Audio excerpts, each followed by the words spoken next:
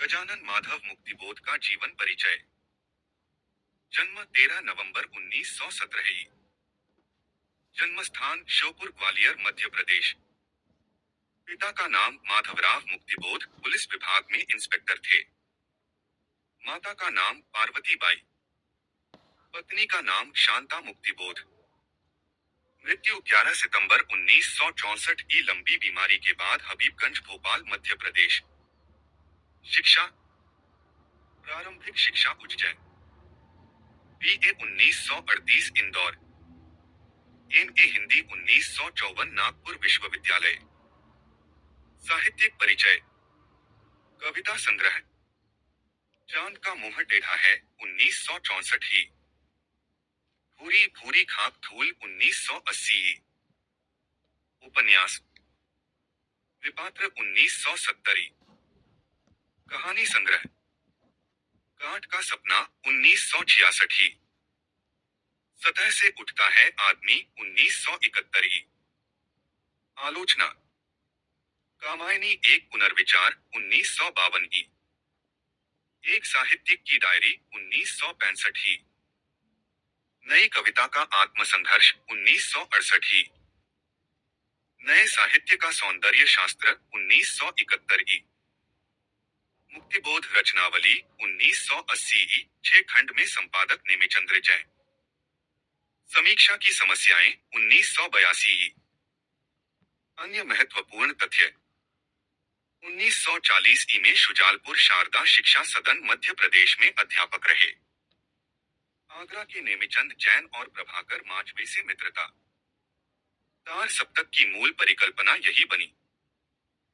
1945 में बनारस जाकर हंस के संपादक कार्य से जुड़े। वसुधा पत्र के संपादक से भी संबंध। नागपुर में उनका जीवन संघर्षमय रहा। नया खून साप्ताहिक पत्रिका के लिए नियमित लेखन करते हैं। MA के पश्चात राजनाथ गांव स्थित दिग्विजय कॉलेज में नियुक्त। एक साहित्यिक की डायरी वसुधा पत्रिका में धारावाहिक रूप में प्रकाशित हुई। गजानन माधव मुक्तिबोध का कोई स्वतंत्र काव्य संग्रह उनके जीवन काल में प्रकाशित नहीं हुआ। मृत्यु से पूर्व श्रीकांत वर्मा ने उनकी कृति एक साहित्यिक की डायरी प्रकाशित की, जिसका दूसरा संस्करण भारतीय ज्ञानपीठ ने उनके निधन के 2 माह बाद प्रकाशित हुई। आत्मसंघर्ष और अन्य निबंध कृत का प्रकाशन किया। तार सप्तक के पहले कवि गजानन माधव मुक्तिबोध थे। मुक्तिबोध को भयानक कवियों का कवि कहा जाता है। मुक्तिबोध को गहन अनुभूति और तीव्र इंद्रिय बोध का कवि माना जाता है। चांद का मुंह टेढ़ा है काव्य संकलन में अधिक जटिल बिंबों की सघनता तथा ठेठ देशी प्रतीकों वाली कविताओं का बहुलता है। मुक्तिबोध की कविताओं में नाटकीयता और रहस्य मुख्य रूप से विद्यमान है। मुक्तिबोध ने अपने काव्य संकलन का नाम चांद का मुंह टेढ़ा है प्रतीकात्मक रूप में रखा है। सुंदरता की अभिव्यक्ति के लिए चांद सर्वाधिक प्रचलित उपमान रहा है। मुक्तिबोध चांद की मुंह को टेढ़ा बताकर पारंपरिक व अभिजात सौंदर्य बोध को नष्ट करना चाहते हैं। मुक्तिबोध की प्रसिद्ध कविताएं हैं अंधेरे में, ब्रह्मराक्षस, अंतःकरण का आयतन, भूल गलती इत्यादि। अंधेरे में मुक्तिबोध की बहुचर्चित व लंबी कविता है। मुक्तिबोध की रचनात्मकता का उत्कर्ष अंधेरे में रचना में देखा जा सकता है। अंधेरे में कविता फैंटेसी शैली में लिखी गई है। सन 1964 ही में कल्पना पत्रिका में अंधेरे में कविता का पहला प्रकाशन आशंका के दीप अंधेरे में नाम से हुआ था। मुक्तिबोध का काव्य तिलस्मी और अय्यारी उपन्यासों की भांति रहस्यमय ढंग के बिंबों से भरा हुआ है।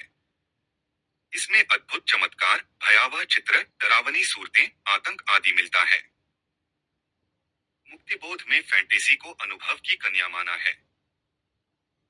ब्रह्मराक्षस मुक्तिबोध की लंबी कविता है। इसमें ऐसे ब्राह्मण का चित्र खींचा गया है जो अपनी अतृप्त आकांक्षाओं के साथ मर चुका है तथा बाद में ब्रह्मराक्षस बन गया है।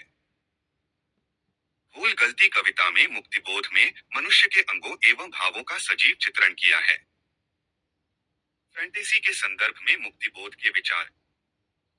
ज्ञान गर्भ फैंटेसी द्वारा सार रूप में जीवन की पुनर्रचना करता है। मुक्तिबोध फैंटेसी के अंतर्गत भाव पक्ष प्रधान और विभाग पक्ष गौण प्रच्छन्न तो होता ही है, साथ ही यह भाव पक्ष कल्पना को उत्तेजित करके बिंबों की रचना करते हुए एक ऐसा मुहूर्त विधान उपस्थित करता है कि जिस विधान में उसे विधान ही के नियम होते हैं। मुक्तिबोध।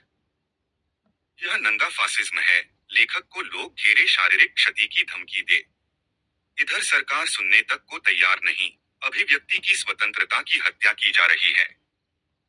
मुक्तिबोध। मुक्तिबोध के संदर्भ में विद्वानों के मत। रामस्वरूप चतुर्वेदी के अनुसार कबीर के जैसे सामाजिक विद्रोह का तीखापन और प्रणय अनुभूति की कोमलता एक साथ मिलती है, कुछ वैसा ही रचाव मुक्तिबोध में है। रामस्वरूप चतुर्वेदी के अनुसार मुक्तिबोध का काव्य संकलन चांद का मुंह टेढ़ा है, एक बड़े कलाकार की स्केच बुक लगता है। रामस्वरूप चतुर्वेदी के अनुसार अज्ञेय और उनके सहयोगी कवि शमशेर बात के कवि हैं, मुक्तिबोध खबर के या भयानक बात के। इसलिए उनकी कविता में नाटकीयता और रहस्य का वातावरण है। रामस्वरूप चतुर्वेदी के अनुसार कवि की रचना शिल्प को देखकर लग रहा है कि जैसे एक विराट खंडहर पूरा नए तौर पर बनाया गया हो, जिसमें से गुजरने पर भव्यता और एक खास तौर के अवसाद का एहसास एक साथ होता है।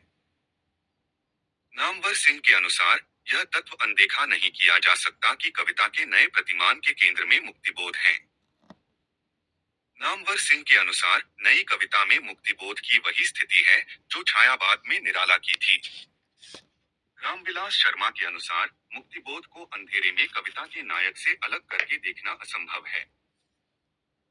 रामविलास शर्मा के अनुसार मुक्तिबोध के काव्य में अस्तित्ववाद का लघु मानव भी है और रहस्यवाद का विराट पुरुष भी। श्रीकांत वर्मा के अनुसार किसी और कवि की कविताएं उसका इतिहास न हो, मुक्तिबोध की कविताएं अवश्य उनका इतिहास है। डॉ नागेंद्र के अनुसार बाद के जीवन की बहुविध छवि को लेकर विकसित होने वाली नई कविता के अग्रज कवि सच्चे अर्थों में मुक्तिबोध ही है। बच्चन सिंह के अनुसार मुक्तिबोध की कविता में प्रयोगवाद और प्रगतिवाद का रासायनिक मिश्रण है। वह एक ही साथ प्रयोगवादी भी हैं और प्रगतिवादी भी, किंतु दोनों का अतिरिक्तवादी प्रवृत्ति उन्हें मान नहीं। मैनेजर पांडे के अनुसार मुक्तिबोध फैंटेसी का जब जब उपयोग करते हैं सत्य की अभिव्यक्ति के लिए, सत्य की खोज के लिए, सत्य की खोज की प्रक्रिया को प्रेरणा देने के लिए। अशोक वाजपेयी के अनुसार मुक्तिबोध एक कठिन समय के कठिन कवि हैं, उन्होंने अपने सत्य को कठिन वैचारिक एवं भावनात्मक संघर्ष से पाया और कविता में चरितार्थ किया। निर्मल जैन, उनकी भाषा अनगढ़ तेजोदीप्त भाषा है।